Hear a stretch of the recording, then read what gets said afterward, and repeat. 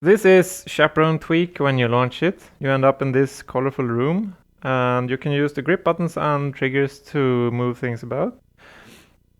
I will go into the... I'm pressing the menu button and holding it and releasing it on the floor mode. And I'll just put down one of my controllers as a reference to the center. You can see the floor is a bit off, so I can actually use the trigger on the middle here and adjust the floor height so I can see my controller. There we go.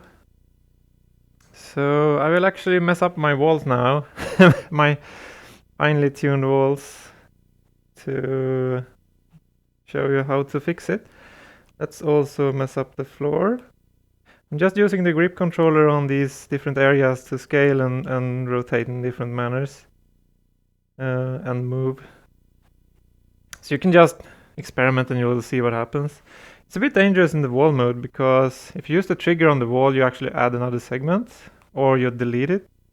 So you can delete that corner. Yeah, but it's quite easy to fix. Let's mess up the floor a bit more. Let's rotate it all around. Scale it down there. This is pretty weird. Let's also save this. So now that's my actual play space, and this is my actual chaperone bounds. So I won't get that help. Go into wall mode, and I'm going to use the front-facing camera and actually touch to figure out where this corner is supposed to be. So you can see that it's kind of inside the wall there, but now it's at the stake or the pole. So let's see, this corner should be like in there. And that looks pretty good actually. It kind of lines up here. So I will be satisfied with this. It kind of lines up with the couch. Probably a bit more.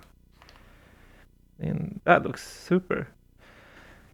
So then it's time for the floor.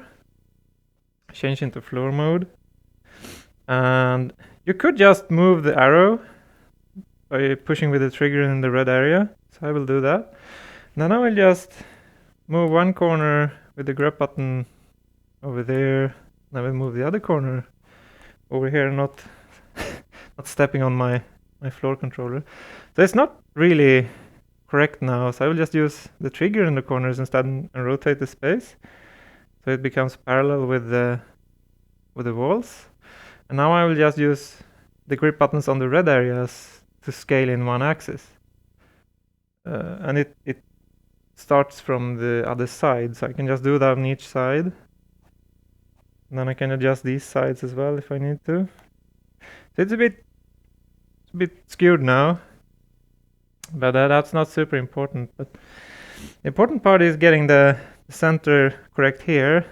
And as I can see, I will actually expand my area a bit here to get it back in the center. So this is the center I know will be the center in my 3D model later, because it's the center of my carpet and the measured play space I use otherwise. It's not entirely up to the wall on this side because I have a radiator behind this curtain. So, that's how I have it set up. And now when I'm happy with this, I can just hit the save button and that's done. That's how you do it. Yep.